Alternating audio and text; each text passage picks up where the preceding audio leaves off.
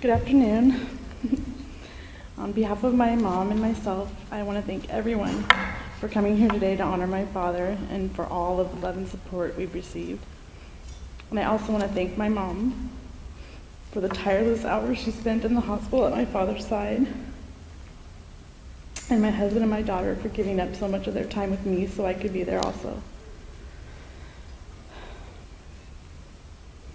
Saying goodbye to my father was by far the hardest thing I've ever had to do. Not only was he a great parent, but he was also one of my very best friends.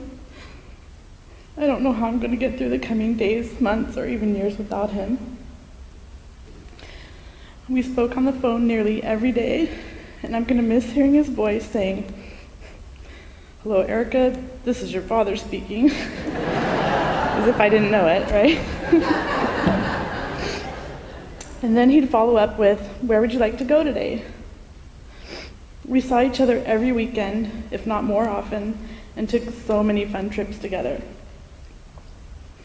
My very first memory ever is of riding with my dad in his little red Triumph with the top down. And my mom has always said she doesn't know how I could possibly remember that because I was under a year old. It must be because we remember the things that are most important to us. Our last trip together was over to Moss Landing the weekend before he went into the hospital. And it's another I'll never forget. We had lunch at the Whole Enchilada, and I'll be toasting to his memory with Patron margaritas from now on. My dad took my daughter Brianna on her first trip to Disneyland when she was just a year old, and I hope that will be one of her first cherished memories. She's 5 years old now, and we've talked about her grandfather's passing. She told me she's going to miss giving Grampy hugs and kisses, going out to lunch with him, taking his dog Tawny for walks together, and all the pretty dresses he'd get her. He sure loved to spoil us.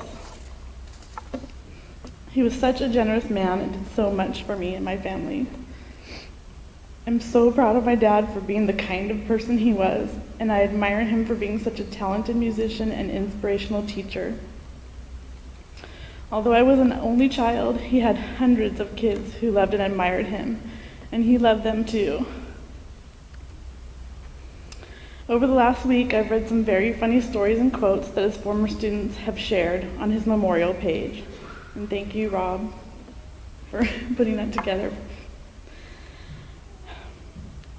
My dad was a pretty funny guy.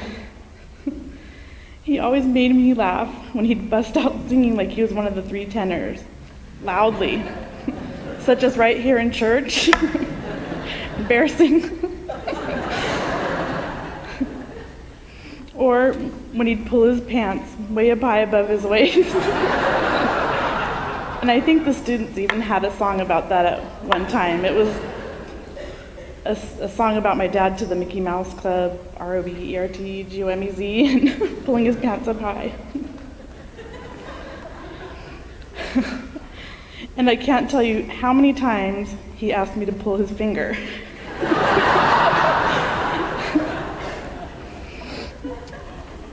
But at the same time, he was a class act. So handsome and strong. His strength was never more evident than in the past 7 weeks.